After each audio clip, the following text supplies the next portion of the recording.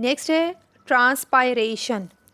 Transpiration क्या होती है कि loss of water from the upper surface of the leaf, means कि जितना भी एक्सेस वाटर होगा, यहाँ से अगर एक स्ट्रक्चर अगर हम लीफ का ड्रॉ करें तो ये इसकी फ्रंट साइड है, तो यहाँ से छोटे छोटे पोर्स मौजूद होते हैं जिनके थ्रू वाटर जो है वो लॉस होता है। तो इसको हम कहते हैं ट्रांसपायरेशन, मीन्स कि एवेपोरेशन के थ्रू जो है प्लांट बॉडी से वाटर जो है वो एवेपोरेट हो रहा है, तो इसको हम कहेंगे ट्रांसपायरेशन। ठीक है। अब जैसे मैंने पीछे बताया कि वाटर किस तरह से कंडक्ट होता है, जाइलम के थ्रू। ठीक है।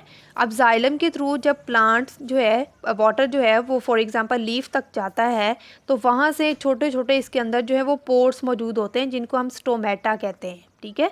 इन स्टोमेटा के थ्रू जितना भी एक्सेस वाटर होगा वो प्लांट बॉडी से रिमूव हो जाएगा। And as tall trees water is pulled up through the xylem when it is evaporated from the leaves। ठीक है। किस तरह से होता है कि जाइलम के थ्रू, जैसे प्लांट सेल्स हैं जाइलम, तो इनके अंदर प्लांट टिश्यूज़ मौजूद है ना, जाइलम और फ्लोएम, जिस तरह से हमारी ब्लड हमारे बॉडी के अंदर जो है वो ब्लड वेसल्स मौजूद हैं, इसी तरह से प्लांट्स के अंदर जो है वो फ्लोएम और जाइलम मौजूद होते हैं जिनके थ्रू वाटर और फूड जो है वो कंडक्ट होती है। ठीक है।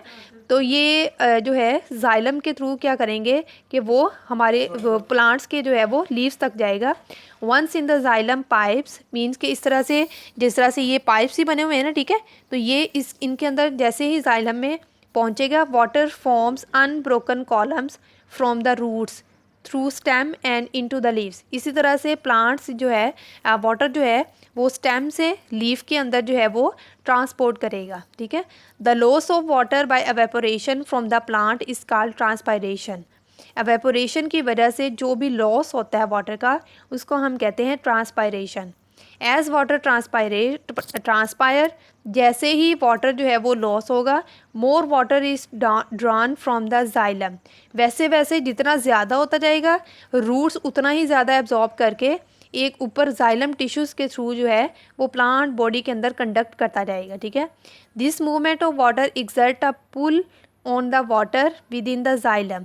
जिस तरह से वहाँ पे हमारे हार्ट के अंदर जो है वो उन्होंने एक प्रेशर क्रिएट किया था, इसी तरह से इसके थ्रू जो है वो एक प्रेशर क्रिएट होता है।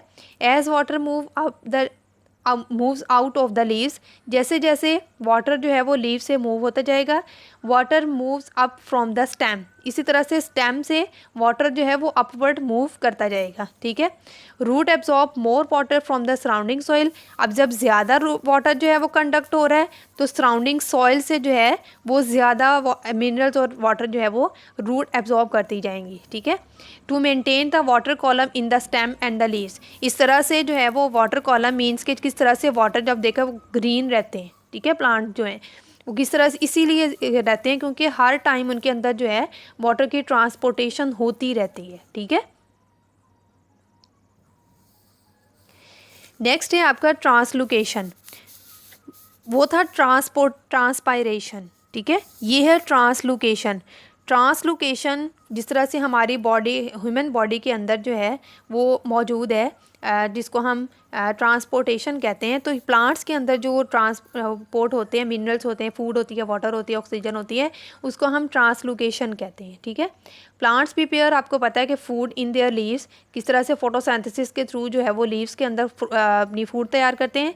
The prepared food is carried by phloem to all parts of the plant, किसके थ्रू, जिस तरह से वाटर जो है वो जाइलम के थ्रू जा रहा है तो फूड जो है वो फ्लोएम के थ्रू जा रही है। The movement of prepared food from leaves to those part of the plant where it is needed is called as the translocation।